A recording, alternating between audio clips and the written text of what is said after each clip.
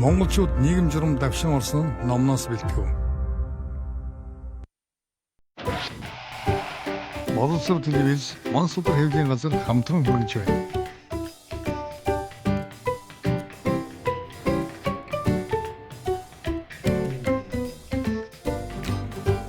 Хоёрдугаар зуун бол Монголын түүхэнд олон томоохон үйл явдал өргөсөн зуун. Энэхүү нэвтрүүлэг нь 1924-өөс 1959 онд монголчууд социализмын хэмээн нэрлэгдэж суурин иргэн шиланданд тус түрэн орж ирсэн нүүдэлчин ард түмэн хольсон өөрчлөлт хэвлүү тавигдсан чухал үеийн нийгмийн байдлыг өгүүлэх болно.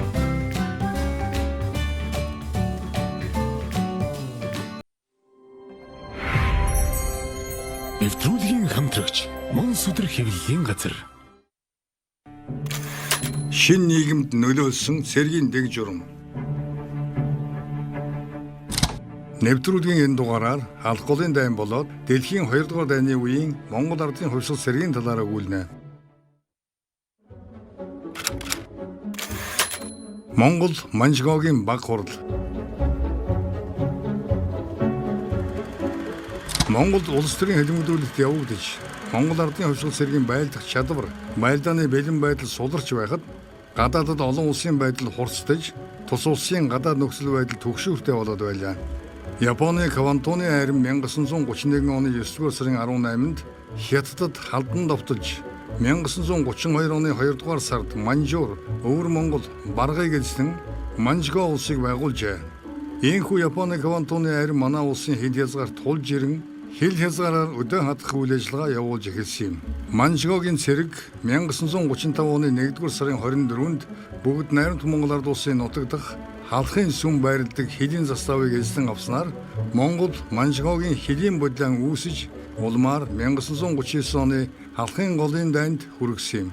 Хоёр орны хилийн асуудлыг зохицуулах зорилгоор дипломат шугамаар олон удаа харилцсаны эцэст Монгол Манжийн баг хурал хуралдуулах тохиролцоонд хүрчээ.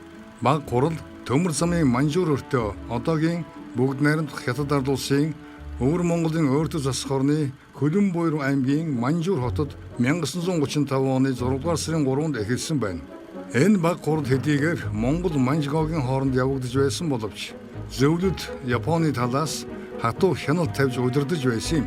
Иймээс ч баг хурал 1935-аас 37 онд 3 удаа хэд хэдэн үе шаттайгаар явагдсан боловч тодорхой үр дүнд хүрлгүй тасалдаж улмаар 1939 оны халах голын дайн дэгдэхэд хүргэсэн юм.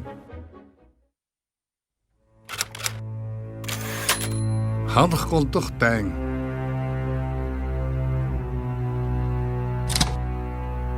Халахын сүмийн бодлоноос хойш Японы цэрэг манай улсын хил хязгаарт тасралтгүй халдан довтлох болжээ.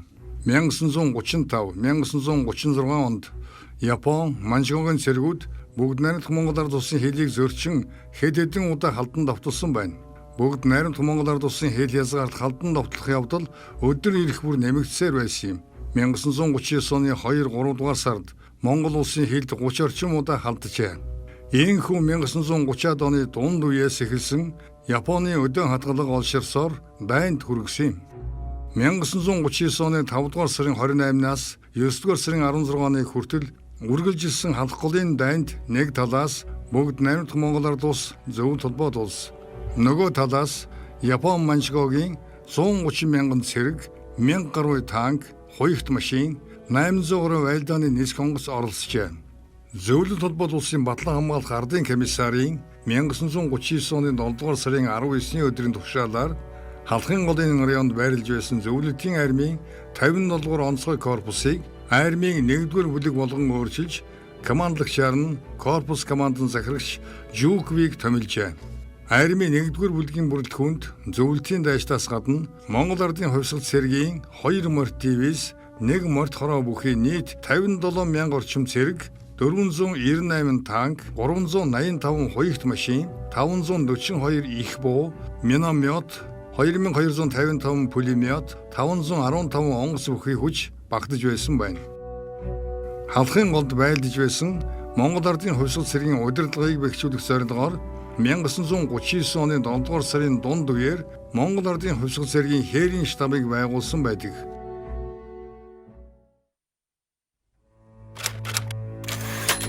Монгол Манжгоогийн хэл.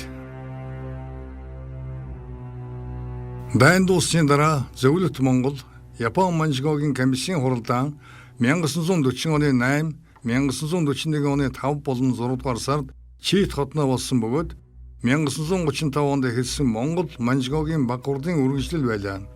Эдгээр хурлаар Монгол Манжгоогийн хэдийн тухай хэлэлцэж, улмаар 1940 оны намар болон 1941 оны хавар Монгол Манжгоогийн хэлийг газар дээр нь тодотхон тогтоож 1941 оны 10 дугаар сарын 15-нд хэлийн тухай протоколд Харбин хотноо гарын үсэг зурсан байна.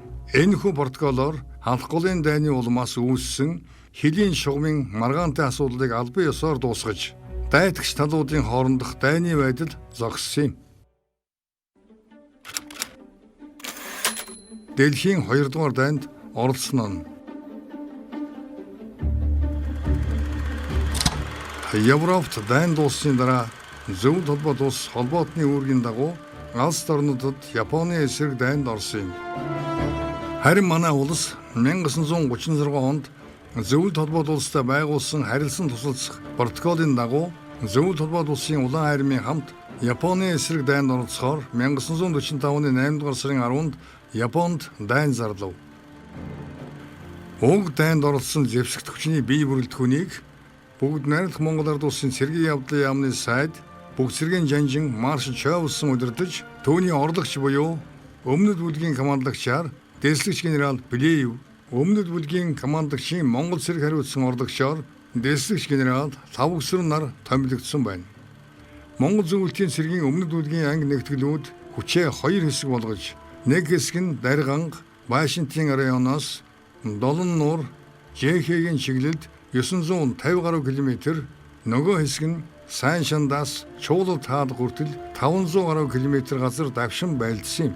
Монгол зөвлөлтийн цэргийн ангиуд 8 дугаар сарын 16-нд Долон нуурыг эзэлжээ. Улмаар 4 хоногийн дараа Жэхэ хотыг эзлэн авч Япон Манжгоогийн 8000 гаруй цэрэг офицерыг буулган авч цааш давшин 8 дугаар сарын 21-нд Гүбэков хотыг эзлэв. Гүбэковод Японы эзэн хааны 8 дугаар корпусын штабын дарга дэд хурандаа Очигийн командсан томоохон хүч байсан юм.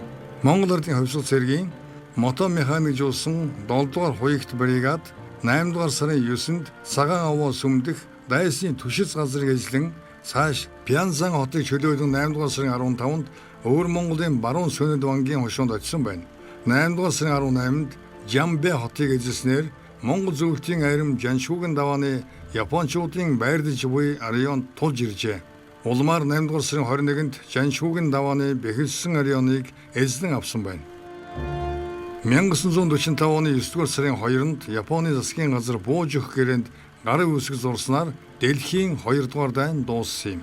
Монгол Ардын хувьсгал цэргийн анги салбарууд Японы эсрэг дайнд оролцсон Дэлхийн 2 дугаар дайныг зогсооход хувь нэмэр оруулсан бөгөөд чөлөөлөх дайны үед Монгол Ардын хувьсгал цэргээс 78 цэрэг амиргдсан буюу шархалсан болон сураггүй болжээ.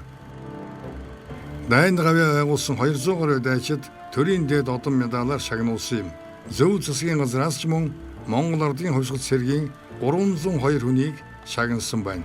Бүгд найрамдах Монгол Ард улсын засгийн газар Японы эсрэг дайнд орохдоо Өвөр Монголын ард түмнийг чөлөөлж, улмаар бүгд найрамдах Монгол Ард улсад нэгтгэх зорилт дэвшүүлсэн боловч уг зорилт нь биелээгүй.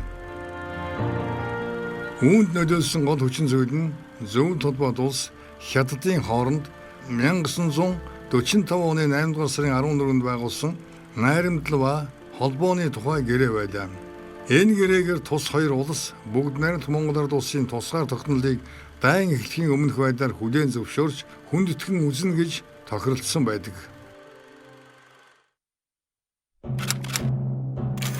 Олзны Япон цэргүүд.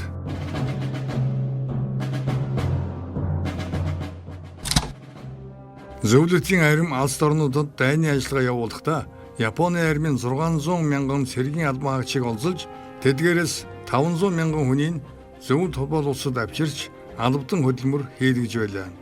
Алс орнууд дахь зөвлөлтийн цэргийн командлал Японы цэргийн 20 мянган олзлог төгсдгийг бүгд найрамдах Монгол Ард улсад хүлээлгэн өгсөн байна. 1945 оны 10 дугаар сарын 12-ны өдрийн бүгд найрамдах Монгол Ард улсын сайд нарын зөвлөлийн тогтоолоор олзлогдсон цэргүүдийн хэрэг эрхлэх ерөнхий газрыг байгуулжээ. Энэ байгууллага нь Монголд байгаа олзлогдсон Япон цэрэгтэй холбоотой бүхий л асуудлыг хариуцдаг төрийн захиргааны бие даасан байгууллага байв. Олзлогдсон цэргүүдийг Улаанбаатар хотоос гадна Налайх, Төв аймгийн Жаргалтантын сангийн аж ахуй, Архангай аймгийн Өгийн нуур, Хэнтийн аймгийн Балж, Сэлэнг аймгийн Сүхбаатар хот, Алтанбулаг, Ёроо, Зүүн бүрэн, Зүүн хар азрыг газар тараан байрлуулж, мод бэлтгэл, үйлдвэр, газар тариалан, уурхай, замгүүр, автосасвар, барилга бүтээн байгуулалтын ажилд ажиллуулжээ.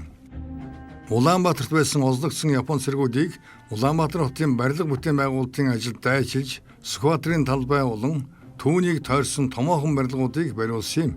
Тухайлбал шинэ хүчний дээд сургууль буюу одоогийн удирдлагын академи, улсын төв театр, засгийн газрын ордон, гадаад яам, улсын төв номын сан, улсын их сургууль, засгийн газрын ордны хойд талын орон сууц, Элдв учир кино театр буюу одоогийн Монголын хөрөнгийн биер зэрэг олон барилга дээр Японы олсны цэргүүд ажиллажээ. Бүгд найрамдах Монгол Ард улсын засгийн газар 1947 оны 10 дугаар сард Японы олзлогдсон цэргүүдийг зөв толгой улсын талд шилжүүлэн өгч нутагт нь буцаасан юм.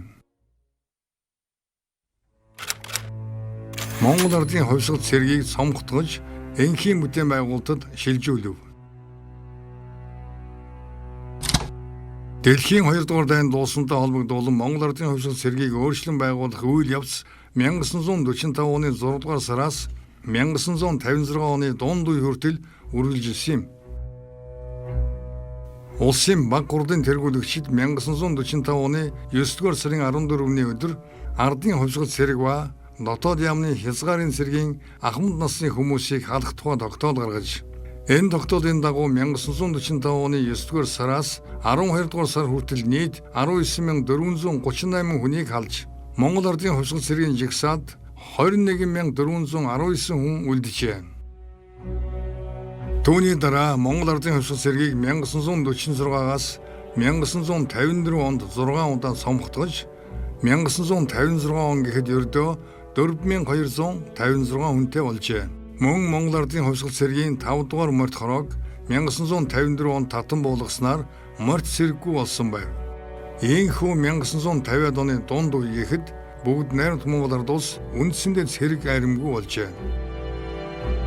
Зэвсэгт хүчнийг ийхүү цомгтгсон боловч дэлхийн 2 дугаар дайны туршлагыг нэгтгэн судалж сургалтанд ашиглах зорилгоор цэргийн явдлын яамны сайд бүх зэвсэгт хүчний жанжнаас 1946 оны 12 дугаар сарын 16-нд 1945 оны байлдааны туршлагыг нэгтгэн судалж материалыг боловсруулах тухай тушаал гаргасан байдаг. Байлдааны газар орны онцлогийг цэргийн сургалт зохион байгуулахад харгалзан үзэх давших операцид айрмыг удирдах зэрэг 8 сэдвийг боловсруулж нийт офицеруудад судлуудахаар уг тушаалд заан шийдвэрлсэн байна.